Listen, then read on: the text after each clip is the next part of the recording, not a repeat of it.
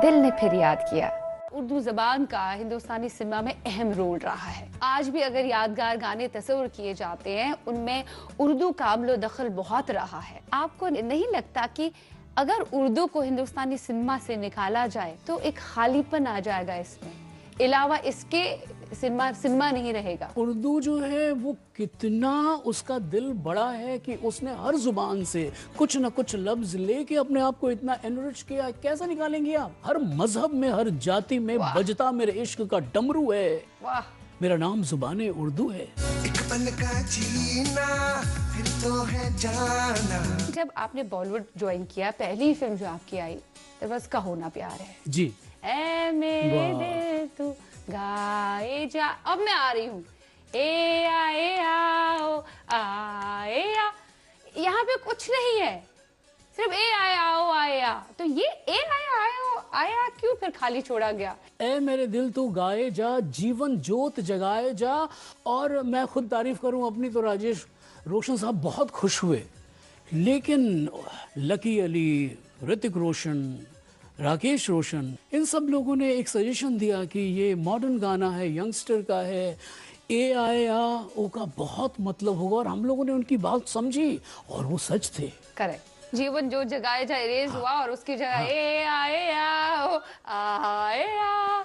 आपके दिल में थोड़ी सी जगह चाहिए मेरे आशा जी के साथ, आपके दिल में थोड़ी सी जगह चाहिए। मैं आशा जी से ये जुमला ऐसे ही कहता रहता था कि आशा जी मुझे आपके दिल में थोड़ी सी जगह चाहिए।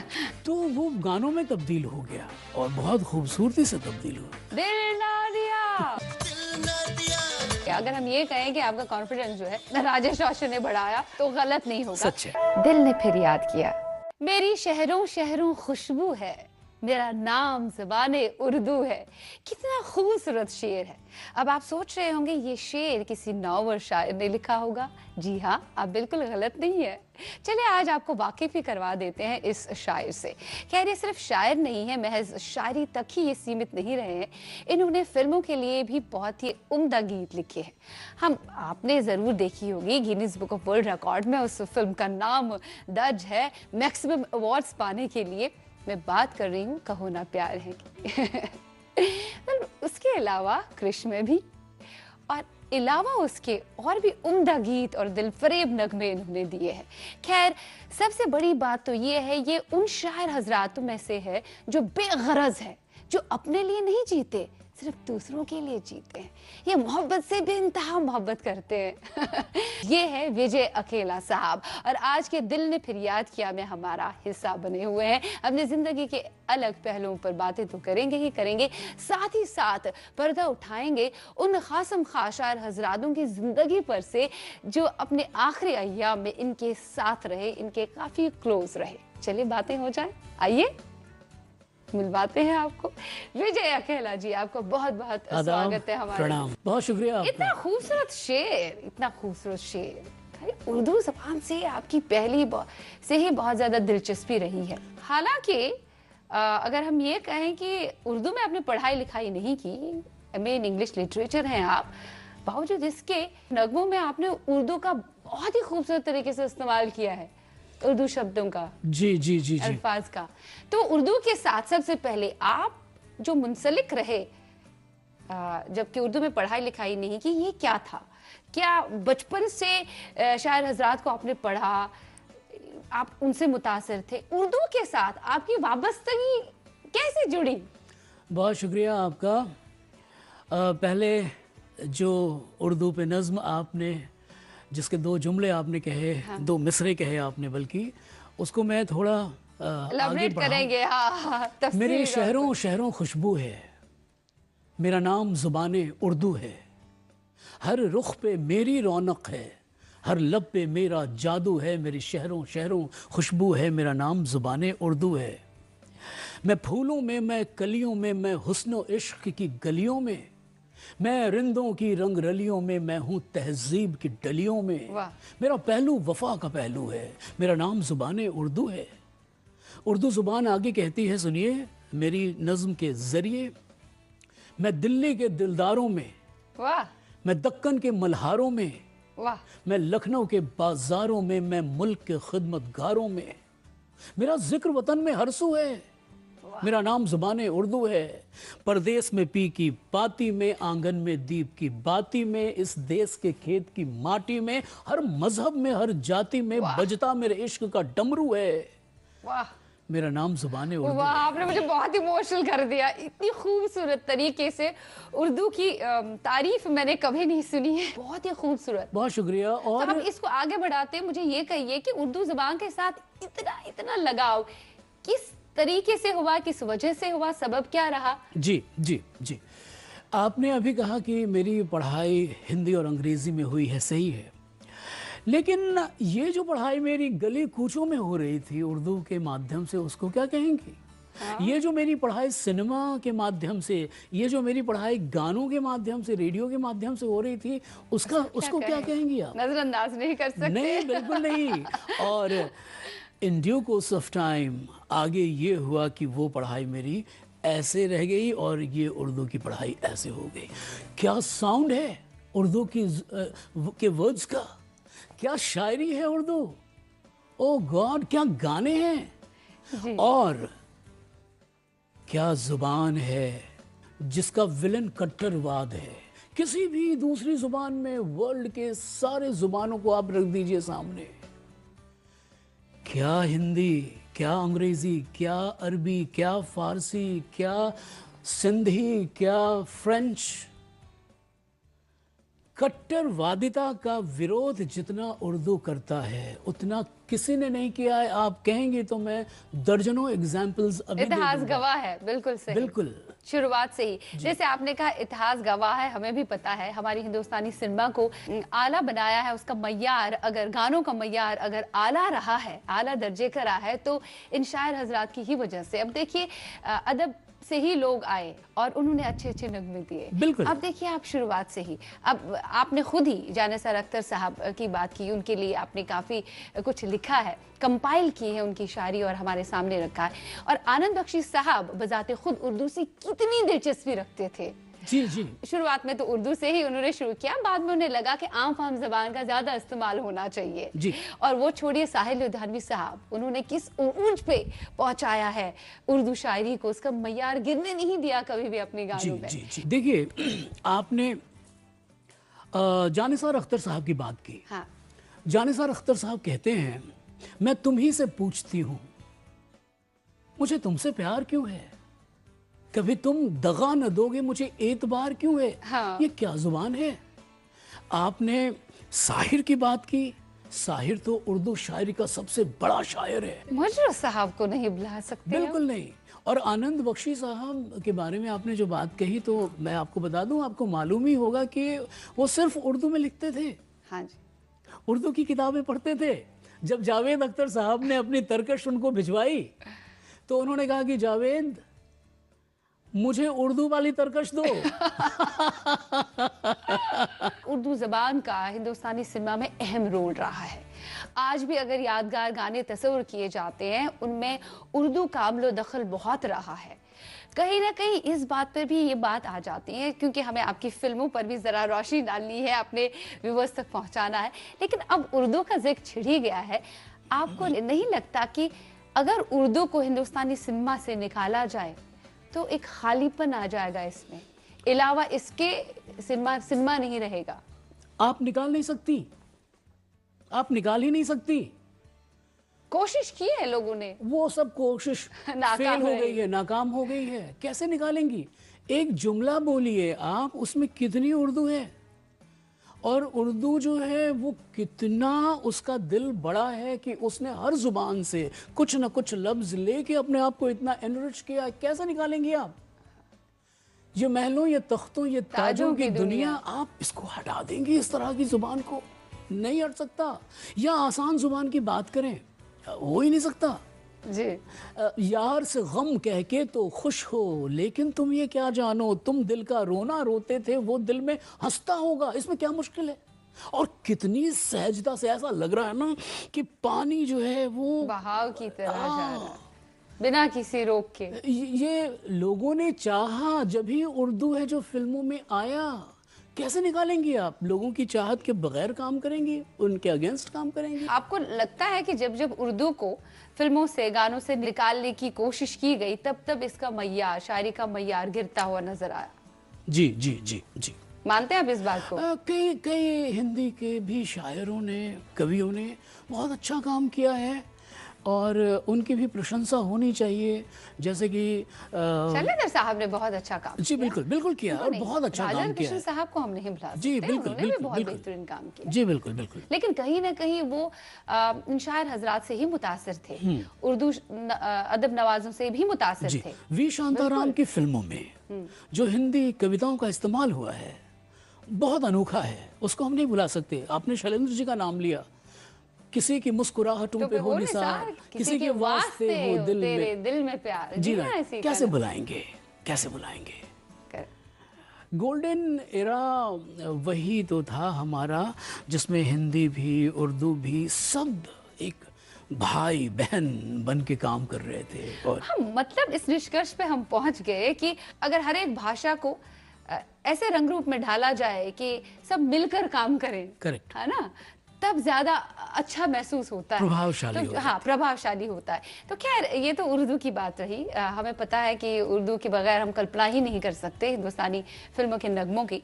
तो अलावा इसके अब हम आ जाते हैं इस पर कि एक शायर के लिए, आपके लिए अपने जज्बात का इजहार करना अपनी नज्म में, अपनी कविताओं में, अपनी गजलों में, उर्दू के बगैर क्या लगता है आपको मुमकिन हो पाएगा? नामुकम्मल सा लगता है, क्योंकि अगर आप अपनी कविता में उर्दू अल्फाज का इस्तेमाल नहीं कर पाएंगे तो आपको लगता है कि आपकी महबूबा या जिस तक आप ये बात पहुंचाना चाहते हैं वो ढंग से नहीं पहुंच पाएगी, वो थोड़ा और भी वसी हो जाता है उसका पैमाना। What do you feel about that? As a शायर मैं पूछ रही हूँ आपसे, क्योंकि आपने भी अक्सर और बेशतर गानों में उर्दू ही इस्तेमाल की। मैं सांस नहीं ले पाऊंगा उर्दू के बगैर। आपको मैं अपने दो शेर सुनाता हूँ, उर्दू के बिना काम ही नहीं चल पाएगा। मुलाजा फरमाइए कि बेहतर तो अब यही है खामोश रहा जाए। बेहतर तो अब यही है खामोश रहा जाए, क्या जाने क्या तमाशा ये गुफ्तगू दिखाए। Correct correct. कैसे काम चलेगा? इसी जुबान के ज़रिए मैं अपने आप को सबसे ज़्यादा दुनिया के सामने, चाहे वो महबूबा हो, चाहे हमारा नेचर हो, चाहे हमारे दोस्त हो, चाहे हमारी किताब हो, जो भी हो, अपने आप को सबसे ज़्यादा खोल पाता हूँ, मैं रख पाता हूँ। एक और शेर मुलाजा फरमाइए। ख्वाब में तो कैद कर लेता हूँ तेरे हुस्न को, ख्वाब में तो कैद कर लेता हूँ तेरे हुस्न को, सामने लेकिन गिरफ्तारी तेरी होती नहीं। वाह वाह। इसको मैं किस जुबान में कहूँ? कोई और जुबान मिल ही नहीं रही है अपने जज्बात का इजहार करने के लिए। चलिए ये तो हुई बात है। तो बड़े बड़े शायर हजरात जो है हमें नसीब हुए हैं, उन्होंने उर्दू को अच्छे से पढ़ा, जाना, परखा और अपने कविताओं में, गीतों में, नज्मों में, गजलों में इसका इस्तेमाल किया और हमेशा कामयाबी हासिल की। खैर अब हम उन शायर हजरात पे आगे आ जाएंगे जिनसे आप मुतासिर हैं। आपने बहुत सारी किताबें, आपसे इनफैक्ट हमने रिक्वेस्ट की दरख्वास्त की थी, आप लेकर आए हैं, आपकी लिखी हुई किताबें भी है। इन पर बात करने से पहले हम करियर पे आ जाते हैं, फिल्मी करियर पे आ जाते हैं। जी जी जी। जब आपने बॉलीवुड ज्वाइन किया, इससे पहले तो इनफैक्ट आपके एल्बम्स भी आए थे, लेकिन जब आपने बॉलीवुड ज्वाइन किया, पहली फिल्म जो आपकी आई तो बस कहो ना प्यार है जी, जिसे डेब्यू किया ऋतिक रोशन ने, रातों रात वो सुपरस्टार की श्रेणी में आ गए। अलावा इसके लकी अली ने जो आपका गाना गाया वो भी रातों रात सुपरस्टार की श्रेणी में आ गए। एज ए सिंगर बात कर रही हूँ, और मैक्सिमम अवार्ड्स इस फिल्म ने अपने नाम किए। आप एक शख्स को भूल रही हैं, एक तीसरा शख्स भी है, वो भी सुपरस्टार है, वो आपके सामने है। तो आपको मेरे मुंह से, मेरी जुबान से अपनी तारीफें सुननी है। वो मैं तो इंतजार कर रहा था, आगाज में ही कह चुके हैं। मैं इंतजार कर रहा था। शायर है, एक जनूनी शायर, पायेदार शायर जी, जिनकी नींव बहुत मजबूत रही। देखिए, मजबूत नींव होना हिंदुस्तानी सिनेमा में कमाल कर जाता है। आपके उस गाने ने जो नौजवान दिलों की धड़कनों को बढ़ाया है, नौजवान दिलों की धड़कन बना वो गाना, तो वो तो अपने आप में बहुत बड़ी बात है। जी जी। वो गाना कैसे मिला आपको? क्योंकि उस फिल्म में इब्राहिम साहब के भी गाने थे। जी जी बिल्कुल। राकेश रोशन, राजेश रोशन स्पेशली राजेश रोशन का उसमें संगीत था ऑब्वियसली। तो राजेश रोशन तक आप कैसे पहुंचे? जी। एक पल का जीना फिर तो है जाना, तोहफा क्या लेके जाइए दिल ये बताना, खाली हाथ आए थे हम खाली हाथ जाएंगे, बस प्यार के दो मीठे बोल झिलमिलाएंगे, तो हंस दिल की दुनिया को है हंसाना, ऐ मेरे वाह। दिल तू गाए जा। अब मैं आ रही हूँ, ए आए आओ आए आ, यहाँ पे कुछ नहीं है, सिर्फ ए आए आओ आया। तो ये ए आया आया आया क्यों फिर खाली छोड़ा गया? आई मीन ये थोड़ा पेचीदा सवाल है, लेकिन मैं आपसे कर रही हूँ, गाना कैसे बना, फिर ए आए आओ तक पहुंचने के लिए खाली म्यूजिक क्यों रखा गया? जी जी जी जी जी। देखिए शिवा जी, याद करने की कोशिश अगर शायर करता है तो उसको अंतरा याद आता है कि जीवन खुशियों का एक झोंका सा है और ये झोंका एक धोखा सा है, ये कैसी है खुशी जल जल के जो बुझी, बुझ बुझ के जो जली, मिल के भी ना मिली, दोस्तों पर किसी हाल में ना घबराना। देखिए आपकी वजह से याद आ गया मुझे। क्या बात। मैं उन दिनों पत्रकार हुआ करता था। हाँ जी। ये फिल्म आई है वर्ष 2000 में, पुरानी बात हो गई, आप पुराने जख्मों पे मलहम लगा रही हैं। दिल ने फिर याद किया है। अच्छा, तो मैं उन दिनों एक हार्डकोर फिल्म जर्नलिस्ट हुआ करता था। मैंने कई मैगजीन्स के लिए, स्पेशली तो जी मैगजीन के लिए लिखा करता था।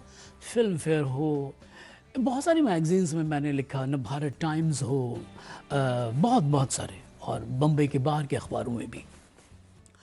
तो मैंने राजेश रोशन साहब का एक इंटरव्यू किया, उनके 2 इंटरव्यू कर चुका था मैं।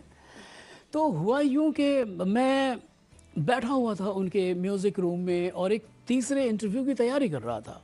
मैं तो समय पे पहुंचा, लेकिन उनकी सिटिंग जिस गीतकार के साथ हो रही थी उनको थोड़ा और काम बाकी था उनका, तो मुझे उन्होंने वहीं बिठा लिया कि बैठिए। तो मैं बैठ गया और फिर 15 मिनट के बाद जब वो शायर जो गीतकार हैं वो वहाँ से निकले, रुखसत हो गए। तो मैंने राजेश रोशन साहब से कहा कि इसको गीत लिखना कहते हैं, ये काम मैं कर सकता हूँ। इसको गीत लिखना कह सकते हैं? इसको गीत इतना कॉन्फिडेंस? इसको गीत लिखना कहते हैं, तो मैं ये काम कर सकता हूँ। अब उनको भी उसी तरह का ख्याल आया जैसे आप सोच रही हैं। उन्होंने कहा कि इतना सस्ता मत समझो, पहले तो कुछ चीज़ें सुनाओ। तो मैंने उनको कुछ अपनी चीज़ें जो मैंने खुद के लिए लिखी हुई थी वो सुनाई। तो उन्होंने कहा कि हाँ बात है इसमें। फिर उसके बाद उन्होंने कहा कि इतना आसान मत समझो, ये लो मैंने तुमको एक ट्यून दिया, हाँ। अब इस पे लिखो। तो हाँ, बहुत बड़ी बात है। मगर कुछ ऐसा हुआ कि 5-10 मिनट में ही मैंने उस पर एक मुखड़ा लिखा। उन्होंने कहा सेम ट्यून सुनिए। उन्होंने कहा कि इतनी जल्दी लिखने की जरूरत नहीं है, टेक योर टाइम, 15 दिन का समय लो। साहिर लुधियानवी लेते थे हमसे 1-1 महीने का वक्त। मैंने कहा कि अच्छी बात है सर, वो तो साहिर लुधियानवी थे, अच्छा ठीक है मैं सोचता हूँ। और मैं जब उनके पास 15 दिनों बाद पहुंचा तो मेरे पास कम से कम 15 मुखड़े तो होंगे, मगर यही मुखड़ा उनको बहुत अच्छा लगा जो हमने जल्दी लिखा था। एक पल का जीना फिर तो है जाना, तोहफा क्या लेके जाएं दिल ये बताना, खाली हाथ आए थे हम खाली हाथ जाएंगे, बस प्यार के दो मीठे बोल झिलमिलाएंगे, तो हंस क्योंकि दुनिया को है हंसाना, दुनिया को है हंसाना, ऐ मेरे दिल तू गाए जा, ऐ मेरे दिल तू गाए जा, जीवन जोत जगाए जा। और मैं खुद तारीफ करूं अपनी तो राजेश रोशन साहब बहुत खुश हुए, लेकिन लकी अली, ऋतिक रोशन, राकेश रोशन, इन सब लोगों ने एक सजेशन दिया कि ये मॉडर्न गाना है, यंगस्टर का है, ए आए आ ओ का बहुत मतलब होगा। और हम लोगों ने उनकी बात समझी और वो सच थे। करेक्ट, वो सच थे। जीवन जो जगाए जा इरेज हुआ और उसकी जगह ए आए आओ आए आ, जीवन जोत जगाए जा। हाँ, ये है। एक पल का जीना फिर तो है जाना, तोहफा क्या लेके जाइए दिल ये बताना। ए आया हुआ उसके बीट्स, फराह खान को भी उसके लिए बेस्ट कोरियोग्राफर का अवार्ड मिला। इनफैक्ट फराह खान की बात आ गई, एक और फिल्म क्रिश आई, क्रिश में भी फराह खान ही थी। मुझे लगता है आपका कनेक्शन बड़ा अच्छा रहा है। जी जी दिल ना दिया। जी। अच्छा, उस पे भी हम आ जाएंगे। क्या इसी फिल्म को इस गाने से जुड़ी हुई थोड़ी सी कहानी बच हाँ, गई। हाँ, हाँ। तो जब मैंने वो मुखड़ा उनको दे दिया तो उन्होंने कहा कि ठीक है तुम लिख सकते हो गाना, और उन्होंने कोई राज नहीं खोला।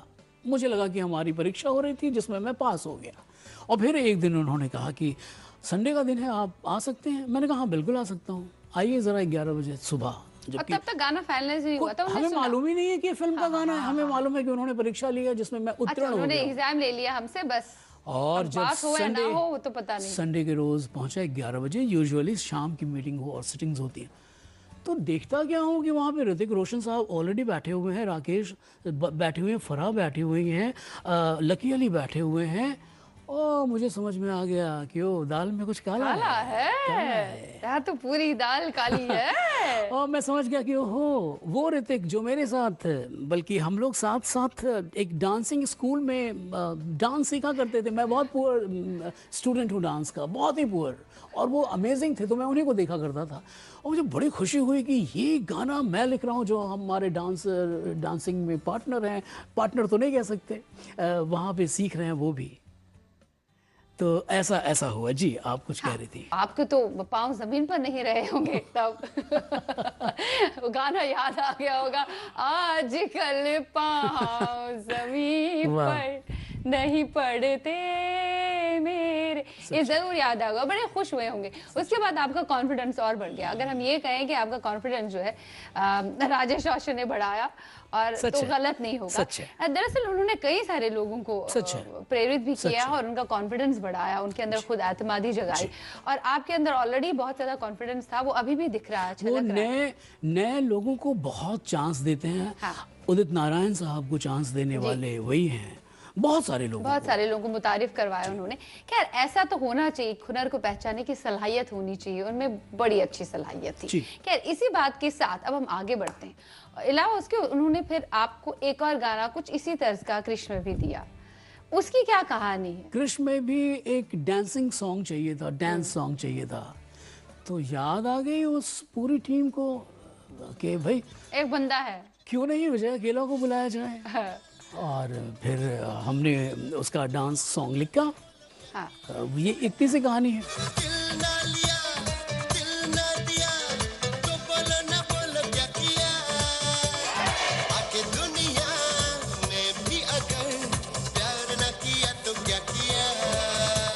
विजय कले जी, हमारी गुफ्तगू को हम जारी तो रखेंगे, लेकिन फिर वक्त लेना पड़े एक छोटा सा ब्रेक। हम आप सभी से मिलेंगे दिल ने फिर याद किया में एक छोटे से अंतराल के बाद।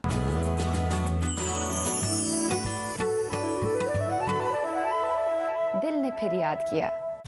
यहाँ खबरें सिर्फ खबर है, अधूरी जानकारी नहीं। सच दिखाते हैं हम, खबर बड़ी हो या छोटी, या फिर हो कोरोना से जुड़ी, आपके लिए हम हैं हर वक्त तैयार, ताकि हर खबर से आपको रखें बाखबर। एहतियात से रहिए, कोरोना से बचिए। खबरनामा सिर्फ न्यूज़ 18 उर्दू पर। न बदला है वक्त, न बदली है आवाज। वो रोकेंगे जितना, हम पूछेंगे उतना। आवाम के मसले, आवाम की बात, कहकर ही मानेंगे। देखिए सिर्फ न्यूज़ 18 उर्दू पर। कहीं से कहीं की बेवजह न होगी कोई बात। कश्मकश भरे होंगे जब मसले, तो हर मुद्दों पर होगी बात। ये कोई आम बात नहीं, जब बात हो रियासत की, सियासत की, हर खासो आम की, क्योंकि ये है खास बात इंडिया। देखिए सिर्फ न्यूज़ 18 उर्दू पर।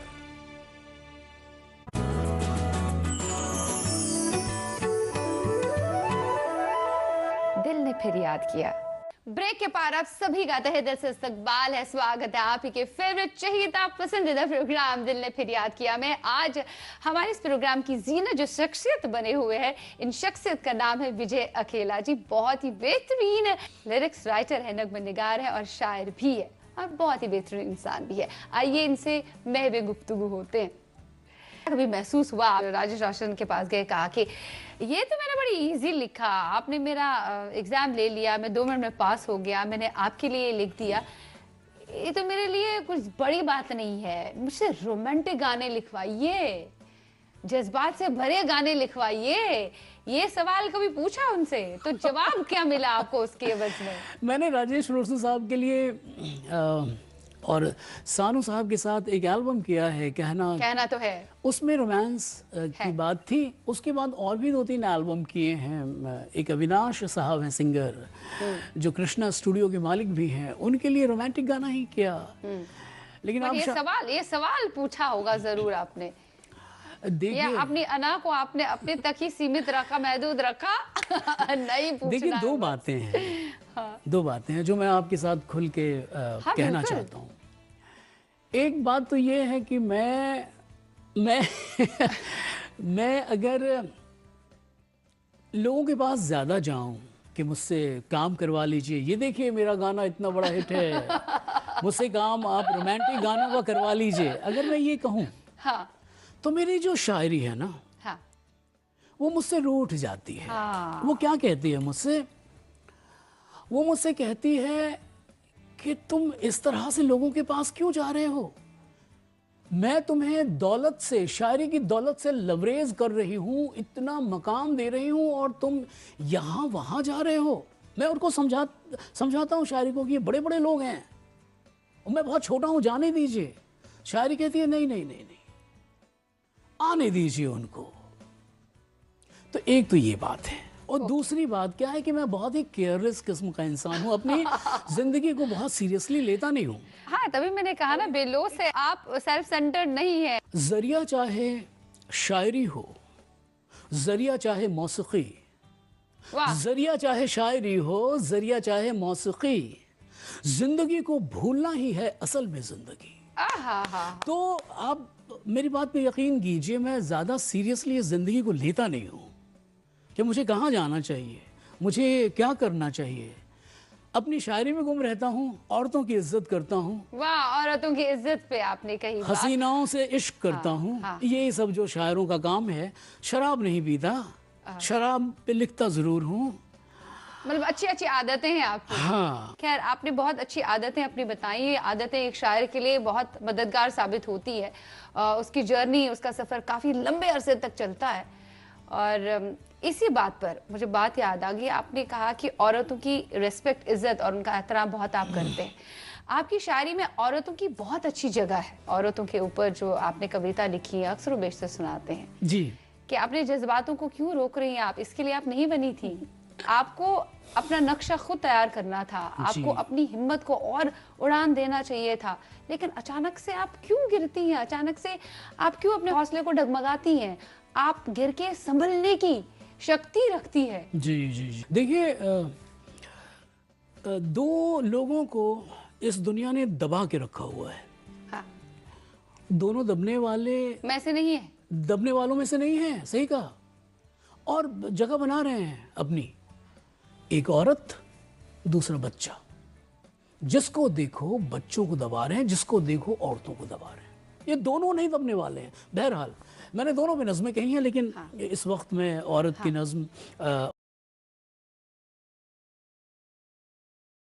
सुनाइएगा, पूरी सुनाइएगा। मैं सच कह रही हूँ कि कहीं ना कहीं कुछ औरतें हैं जो बेजार हो जाती हैं, उनको कहीं ना कहीं कॉम्प्रोमाइजेस करने पड़ते हैं।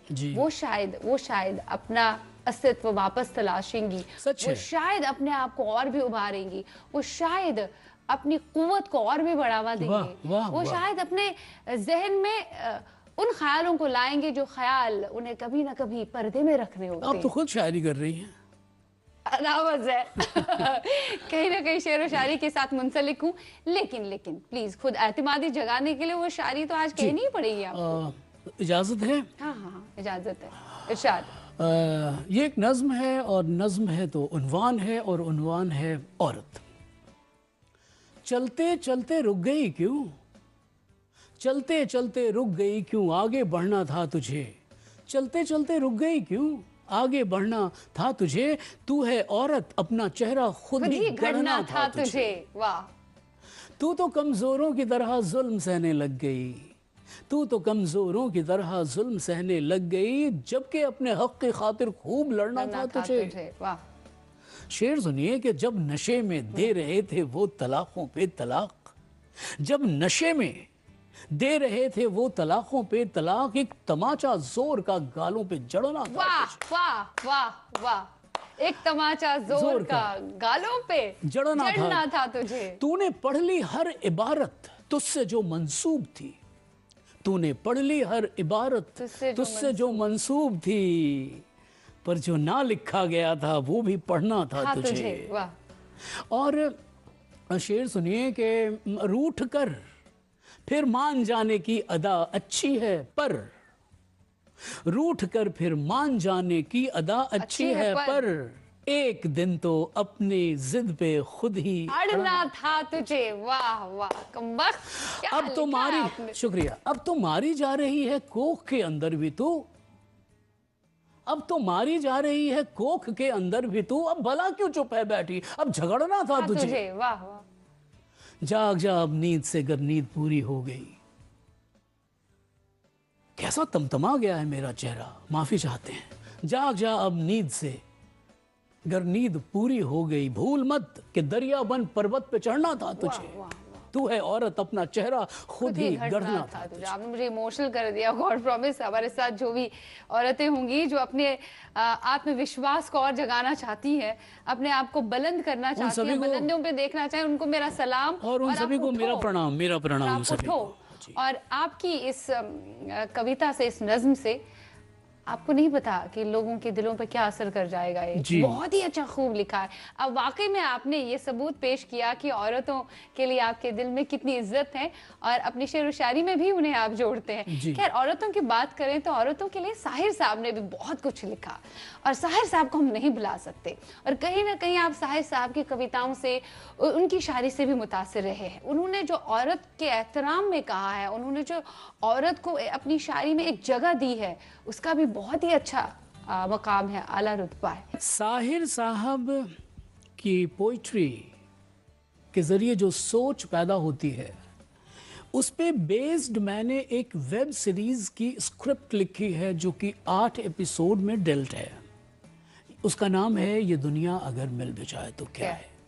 तो उसमें हमने ये बताने की कोशिश की है, अब वो कितना वो स्क्रिप्ट पावरफुल है कितना नहीं है वो हम नहीं जानते।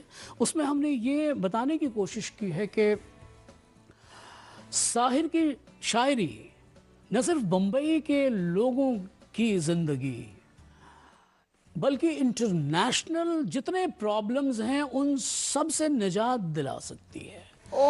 यूजुअली होता क्या है कि शायर या कहानीकार, अदीब ये समस्याओं को तो हमारे सामने रख देते हैं मगर उनका निदान नहीं बताते। साहिर निदान की तरफ आते हैं, जो बहुत बड़ी बात है। अपनी शायरी में ही उन्होंने उसका हल तलाशने की कोशिश की। उनकी जो वोकैबुलरी थी ना, जब कहते हैं जावेद अख्तर साहब कहते हैं, उस जमाने के बड़े बड़े शायर कहते हैं कि जब साहिर अपने ग्रामर के साथ आए, अपने लैंग्वेज के साथ आए, तो लोगों ने कहा कि ये तो फिल्म की जुबान ही नहीं हो सकती, ये तो हो ही नहीं सकती, ये तो क्रांति की बातें कर रहा है और बहुत अंदर से सुलगा रहा है। तो फिर किसी भी मैटर को ले लीजिए, कोई भी गाना उठा लीजिए साहिर का, कोई भी उठाइए, मैं जिंदगी का साथ निभाता चला गया, हर फिक्र को धुएं में उड़ाता चला हर फिक्र को धुएं में उड़ाता चला गया। अच्छा, बर्बादियों का शोक मनाना फिजूल था। अच्छा, बर्बादियों पे जश्न मनाता चला बर्बादियों का जश्न मनाता चला गया। अब आ जाइए ताजमहल पे। ताज तेरे लिए एक मजहर उल्फत ही सही, तुझको इस वादी रंगी से अकीदत ही सही, मेरी महबूब कहीं और मिलाकर मुझसे। ये किसके पास ये नजर है? करेक्ट, किसी के पास नहीं है नजर। थोड़ा मूड को लाइट करते हुए, शेरो शायरी बहुत हो गई तो हमारी बातों में लोग खो गए होंगे, नगमे भी हम पेश कर रहे हैं, लेकिन अलावा इसके जो पिक्चर्स हैं, देखिए आनंद बख्शी साहब जो है, आनंद बख्शी साहब ने भी बहुत ही खूबसूरत नगमे हमें दिए। और आनंद बख्शी साहब के साथ आप की कई सारी गुफ्तगुएं हुई। ये आनंद बख्शी साहब अपनी ज़िंदगी के आखिरी अय्याम में थोड़ा बीमारी में भी मुब्तला थे, लेकिन बावजूद उसके वो वॉक के लिए जाया करते थे और सैर सपाटे में आपको हमेशा मिला करते थे और आप चोरी छुपे उन्हें पान भी खिलाया करते थे, जिस तरीके से आपने आज पान लाया है हमारे लिए। वो मुझे ये बताइए आप कि आनंद बख्शी साहब जैसी शख्सियत, अजीम शख्सियत जो खुद में ही हमेशा रहते थे, उन्होंने इंडस्ट्री में बहुत कम दोस्त बनाए। हालांकि ये गलत होगा कहना कि उनके लोगों के साथ अच्छे राब्ते नहीं थे, उनका हर एक के साथ बहुत अच्छा राब्ता था, जुड़ाव था, जिससे मिलते थे दिल से मिलते थे, लेकिन हमेशा एक अलग जोन में वो रहे। शायद अलग जोन में रहना उनके लिए ये रंग लाया, उन्होंने बेहतर से बेहतरीन गाने और मैक्सिमम नंबर ऑफ सॉन्ग्स दिए जी। ये एक वजह हो सकती है। जब आप उनसे गुफ्तगू करते थे तो किस तरह की शख्सियत आप उन्हें मानते थे, और जब आप सैर सपाटे में उनके साथ जाया करते थे उनके आखिरी आयाम में भी, तो क्या कुछ बातें होती थी? जी, पहले एक शेर कहता हूँ आनंद बख्शी साहब के लिए जो मैंने कहा है। यूं तो सबने गीत लिखे, सब ही में औकात थी। यूं तो सबने गीत लिखे, सब ही में औकात थी। बख्शी में एक बात है और बख्शी में एक बात थी। आनंद बख्शी साहब के साथ मैंने बेइंतहा शामें गुजारी हैं, उनके घर पे गया हूँ कई दफ़ा। जैसा कि आपने अभी कहा कि हम इंसान की परख उनके काम से करते हैं, तो एक मिनट के लिए हम उन मुलाकातों को छोड़ दें, उनके काम को पहले देखें। ये कौन सा इंसान था, है, कैसे कैसे गीत कितनी सरलता से लिखे, हर पहलू पेश किया जिसको दूसरे शायरों ने थोड़ा मुश्किल जामा पहनाया हुआ था, इन्होंने बहुत आसान किया। अच्छा जैसा कि लोग कहते हैं, जावेद अख्तर साहब कहते हैं कि आपको जहाँ तक चीज़ें समझ में ना आए समझ जाइए कि वो उर्दू है, और जहाँ से समझ में आने शुरू हो जाए तो समझ जाइए कि हिंदी है। लेकिन बख्शी साहब का पूरा जो है, जो गीत लेखन की यात्रा रही, वो उर्दू में रही। करेक्ट, सही बोल रहे हो। वो हर चीज़ वो आसान उर्दू है, आम फहम उर्दू है। और जब आपकी ज़ुबान आम फहम, आसान गली कूचों तक पहुंच जाती है ना, तो आपको हिट होने से, सफल होने से कोई नहीं रोक सकता। कहते हैं कि मीर तकी मीर, जिसकी ज़ुबान, जिनकी ज़ुबान हमें आज मुश्किल लगती है, वो उस ज़माने के सबसे आसान शायर थे। और बख्शी साहब ने कौन सा पहलू छोड़ा। मैं शायर बदनाम हैं कि शोलों पे चलना था, कांटों पे सोना था, और अभी जी भर के किस्मत पे रोना था, जाने रहने जाने भी दे दिल, सबको मेरा सलाम। कौन सा पहलू छोड़ा। ये तो आसान पहलू है शायरों के लिए। मुश्किल क्या चीज़ है जो कि बख्शी साहब ने सिर्फ किया। चल चल चल मेरे हाथी ओ मेरे साथी, चल ले चल खटारा खींच के, चल यार धक्का मार, बंद है मोटर कार। ये कौन लिख सकता है। या ABCD छोड़ो, नैनो से नैना जोड़ो, आई शाम सुहानी राजा जानी। इसको आप पढ़ेंगी ना, जो मेरी किताब में है ना, तब असल मतलब समझ में आएगा आपको। रहने दे हम जोली, ये परदेसी बोली, इंग्लिश में क्या रखा है, आँख खेलें आंख में चोली, आई शाम सुहानी। ओ गॉड, ओ गॉड, ये क्या है। तो आनंद बख्शी तो इस सहजता के नाम थे। पहले उस जमाने में लोगों ने कहा कि ये क्या सड़क छाप गाने हैं, आज उसका अर्थ ढूंढो तो वो समझ में नहीं आता है। बहुत डीप मीनिंग मैं है, बहुत तेरे वसी इश्क है। में मर न जाऊं कहीं, तू मुझे आजमाने की कोशिश न कर। तो ये पहलू तो साथ साथ में होते रहेंगे। ये ऋतिक रोशन, क्या आपसे मुलाकातें हो रही हैं, ये क्या आप उनको समझा रहे हैं ऐसे आंखों में आंखें डालकर? ऋतिक रोशन साहब की ये जो तस्वीर है वो कृष्णा स्टूडियो की है, गोरेगांव, जहाँ पे दिल न दिया दिल न लिया तो बोलो न बोलो क्या किया, आगे दुनिया में भी अगर प्यार न किया तो क्या किया। समझा क्या रहे हैं आपने? एक शायर क्या समझा रहा है? गाना तो यही गाना में नहीं है, उन्हें परफॉर्म करना है इस गाने पे। नहीं, बट उनको समझ के परफॉर्म करना है। तो उन्होंने मुझसे कहा, क्या कहा कि आप पढ़िए तो इसको, बाकी तो मैं कुणाल गांजा वाले की वॉइस में सुन ही रहा हूँ, रिहर्स हो रहा है, आप पढ़िए तो मैंने उनको जब समझाने की कोशिश की कि ये सिर्फ ऐसे नहीं है, ये जीवन तो एक सर्कस है, अभी सीधे थे अभी उल्टे, ये है, ये तो आप समझ ही रहे हैं, ये ऐसे है, ये जीवन भी एक सर्कस है, अभी सीधे थे अभी उल्टे, जिसे प्यार मिला वो सीधा हुआ वरना लटके तो लटके। तो उन्होंने कहा कि this will help me in performing. ये वो समझ हो रही थी। ये उनकी मेहरबानी है कि उन्होंने समझना चाहा। हाँ। बाकी लोग तो शायरों के पास ही नहीं आना चाहते। देखिए आपकी लश्कर किताब जो है जिसमें आपकी बहुत अच्छी खूबसूरत गजलें हैं, तो जावेद अख्तर साहब भी हाथ में लिए हैं, साथ ही साथ खयाम साहब। खयाम साहब के साथ आपने काम किया। देखिए जो आपने ज़हे नसीब, करेक्ट, उर्दू की वो जो नज्म है, मेरी शहरों शहरों खुशबू है, मेरा नाम ज़ुबान उर्दू है, हर रुख पे मेरी रौनक है, हर लब पे मेरा जादू है, ये खयाम साहब ने ही कंपोज किया है। एक दिन उन्होंने फ़ोन कहा कि बेटा तुम जो इतनी दफ़ा मुझे वो नज़्म तुमने सुनाई है वो मुझे तुम दे दो और तुम भूल जाओ कि मैं उसका कहाँ इस्तेमाल करूँगा। मैंने कहा प्लीज़ लीजिए खयाम साहब, और जहाँ भी आप अपने लिए रखना चाहते हैं। और एक दिन उन्होंने सरप्राइज़ दिया कि ये रिकॉर्ड हो चुका है। मुझे रिकॉर्डिंग में भी नहीं बुलाया, उन्होंने कहा कि बेटा मैं जितना जो भी कहना चाहता था करना चाहता तो सब कर लिया हूँ, अब तुम सुनो ये गाना कैसा। मैंने कहा कि खयाम साहब आपके साथ तो आनंद बख्शी साहब कभी काम नहीं कर पाए, आपके साथ तो जावेद अख्तर साहब काम नहीं कर पाए, ये आप कैसी मेहरबानी की दौलत मुझ पर बरसाना चाह रहे हैं, बस आइए। हाँ विजय जी, एक और ब्रेक लेना ही पड़ेगा जी, प्लीज। ब्रेक की बहुत जरूरत है। कभी कभी कहते हैं ना कि रिश्तों की मिठास को बरकरार रखने के लिए उसमें से सब ब्रेक बनता ही है। जी जी। तो हम लेते हैं एक छोटा सा ब्रेक, आप सभी से मिलेंगे आफ्टर दिस शॉर्ट ब्रेक। देखते रहिए अपना चहेता प्रोग्राम दिल ने फिर याद किया।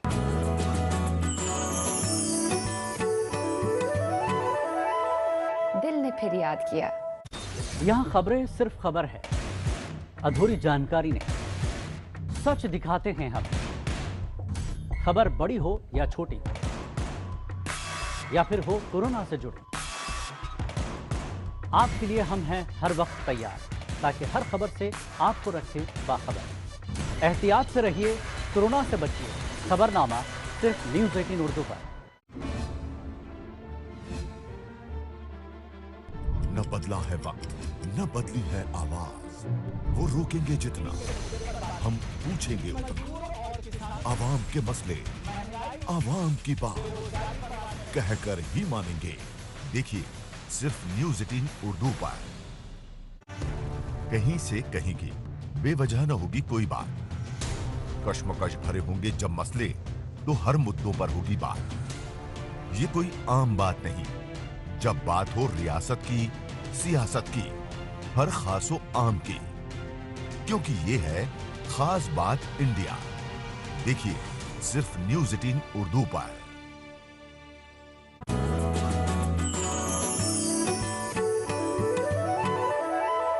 दिल ने फिर याद किया। A warm welcome to you all after the short break। आपके चहेते प्रोग्राम दिल ने फिर याद किया में आज हमारे साथ में गुफ्तगू है सुप्रसिद्ध गीतकार और शायर नन अदर देन विजय अकेला जी। कुछ सवाल है जो रह गए हैं जो हम आपसे पूछना चाहेंगे। मजरूह साहब का जिक्र आ गया, सबकी तो बातें हुई, मजरूह साहब का जिक्र नहीं छिड़ा। क्यों मजरूह साहब के भी आप क्लोज रहे ना रहे, हम आपने सामने लाई है कंपाइलेशन उनके नगमों के गीतों की। आपके हिसाब से मजरूह साहब, जैसे कि हमने कहा जनरेशन के लिए वो लिखा करते थे, आपके हिसाब से आपकी मुलाकातें जब उनसे हुई कुछ दूसरी बातें क्या सामने आई? मजरूह साहब से कई मुलाकातें हुई हैं और कैसा शायर था, उफ। एक शेर पहले सुन लीजिए मेरा। जरूर। एक नज्म है, उसके कुछ शेर याद आ रहे हैं कि गरीबों की बड़ी थी कद्र उसके गीत गज़लों में। मजरूह साहब के बारे में कह रहा हूँ। गरीबों की बड़ी थी कद्र उसके गीत गज़लों में, नहीं थी क़ैद उसके शायरी हाकिम के महलों में।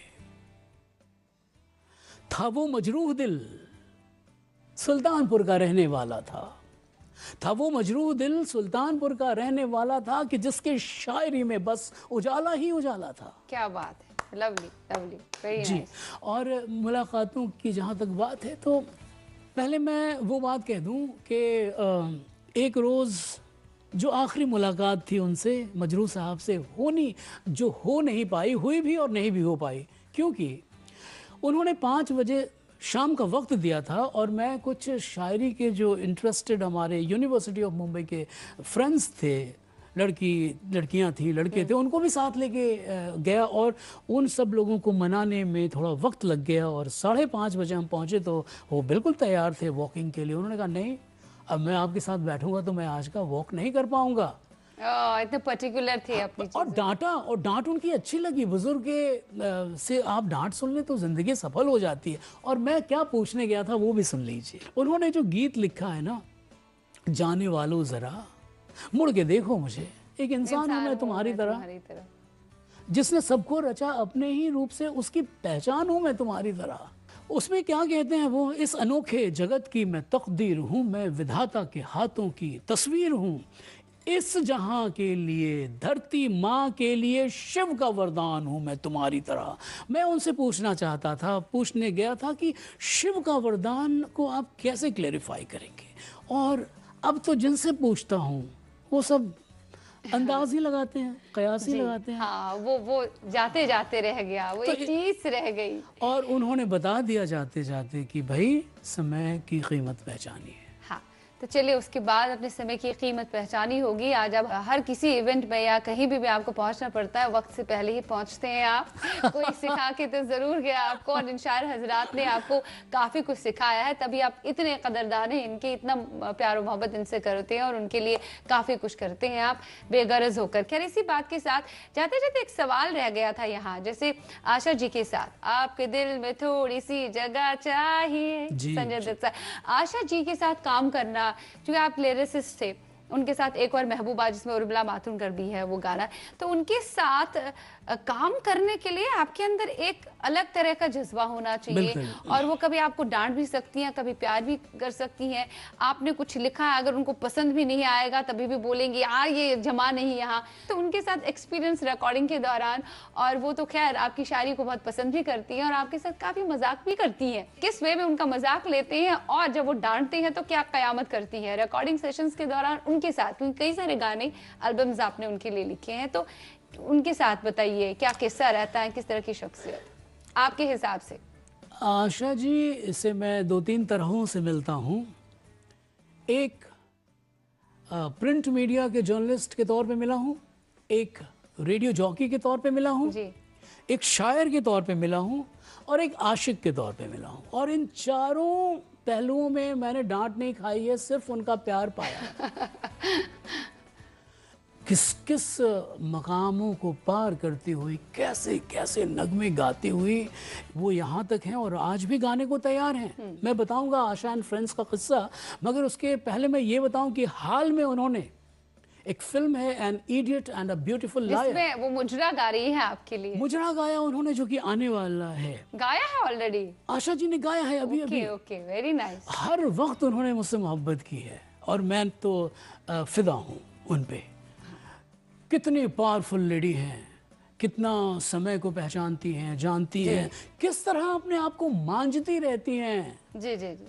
और आशा एंड फ्रेंड्स तो 15 साल पुराना किस्सा है। इसमें मैं उस म्यूज़िक डायरेक्टर शमीर टंडन साहब की बात कहना चाहूँगा, जिन्होंने मुझे बुलाया कि आप के आशा जी से इतने अच्छे मरासिम हैं तो जाहिर है कि आप अच्छे गाने भी लिखेंगे उनके लिए।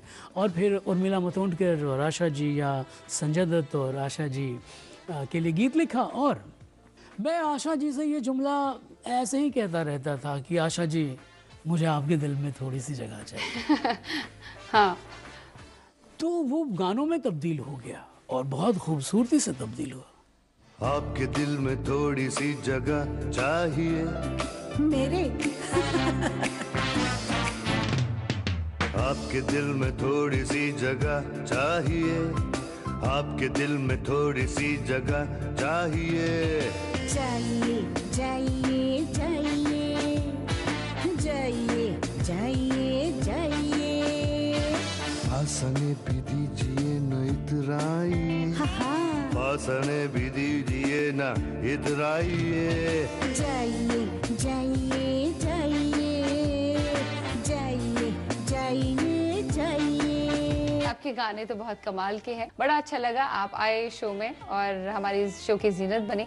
कई बड़े बड़े शायर, नवर शायर जिनके लिए आपने काफ़ी कुछ किया है, उनके साथ आपने वक्त बिताया है। ये तो हमें मौका नहीं मिला, लेकिन आप बहुत खुशनसीब रहे हैं। शायर होने के साथ साथ आपको ये मौका मिला कि उनके आप नज़दीक जाएं, उन्हें परखें। लेकिन ये जो पिक्चर है आपकी, ये किस जमाने का है और आप क्या किसी को ताक रहे हैं यहाँ, या कुछ शेर व शायरी करना चाहती हैं, किसी का हुस्न आपको भा गया, क्या है इसकी कहानी? कॉलेज के ज़माने का है, एक शायर के दिल के जज्बात शायद वो बयां करना चाहता है, लेकिन बयां करते करते ही रह गए हैं कि कहीं इकरार की जगह इनकार ना मिल जाए। क्या है इसकी बात? मुझे मेरी जवानी की तस्वीरें न दिखाई है। इश्क पेशा आदमी है, इश्क से बदनाम है। इश्क पेशा आदमी है, इश्क से बदनाम है, बस यही तारुफ है मेरा और अकेला नाम है। वाह वाह वाह। ये तस्वीर निहायत नए नए जवान हुए थे और दुनिया को जीतना चाहते थे, हर एक गोशे में अपने नक्श चस्पा करना चाहते थे और वो सब कुछ करना चाहते थे जो एक इंसान कर सकता है। तो ये उसी वक्त मेरी एक फ्रेंड थी, उन्होंने ये तस्वीर लेके कैमरे में कैद करके यही सारे सवाल पूछे जो आप पूछ। आपसे जब आपके पर्सनल, आपकी शख्सियत के बारे में कुछ पर्सनल सवाल किए जाते हैं, आप अल्फाज का जामा पहना के यहाँ वहाँ घुमाते हैं इस कदर के इंसान थोड़ा सा कंफ्यूज हो जाता है, ये सोचने पर मजबूर हो जाता है कि वाकई में आप बहुत बड़े वसी शायर हैं। दिल आपका बड़ा वसी है। चलिए आप इसी तरह से वसी शायरी करते जाइए और लोगों के दिलों में घर करते जाइए। आपने सोनाली और रूप कुमार राठौर के साथ भी बहुत ही अच्छा नगमा दिया है। मुझे मोहब्बत सी हो गई है, मुझे मोहब्बत सी हो गई जैसे है। हम और आप कहते हैं ना, मुझे ठंड सी लग रही है, हाँ। वही है, मोहब्बत सी हो गई है। That was used first time. मुझे मोहब्बत सी हो गई है, हाँ तेरी आदत सी हो गई है, जहाँ भी जाऊं मेरे लिए तो तू एक जरूरत सी हो गई है। मुझे मोहब्बत सी हो गई है। आपकी शायरी भी एक आम इंसान के दिल की जुबान है। बहुत बहुत शुक्रिया। बहुत शुक्रिया। बहुत बहुत अच्छा लगा आप हमारे जाने से पहले दो शेर कहना हाँ हाँ चाहूंगा। जरूर इंशाल्लाह। देखो किसके नाम से क्या मंसूब यहाँ पे होता है, देखो किसके नाम से क्या मंसूब यहाँ पे होता है, अक्ल का सौदा इल्म का धोखा खूब यहाँ पे होता है। वाह वाह वाह। एक और शेर, छलके हैं खुशी में और गम में, क्या इनका करें ये नैन ही है। छलके हैं खुशी में और गम में, क्या इनका करें ये नैन ही है। ना पाके जिन्हें बेचैन थे हम, पाके भी उन्हें बेचैन ही है। बहुत खूब, आप इस प्रोग्राम की जीनत बन गए। मैं उम्मीद करती हूँ विजय अकेला साहब के साथ आज का दिल ने फिर याद किया आपको बहुत पसंद आ गया होगा। बहुत सारे मशहूर और मारूफ शायर हजरात हमारी हिंदुस्तानी सिनेमा के लिरिसिस्ट, गीतकार, नग़्मे निगार, उनकी ज़िंदगी के कई पहलुओं पर से पर्दा भी उड़ गया और विजय अकेला जी किस तरह की शख्सियत है इस बारे में भी आपको पता चला। वेल, दिल ने फिर याद किया मैं आज इतना ही। एक नई याद लेकर एक नई शख्सियत के साथ हाजिर हो जाएंगे। तब तक के लिए अपना ध्यान रखिएगा, ख्याल रखिएगा। Take good care of yourself. खुदा हाफिज, रब रखा।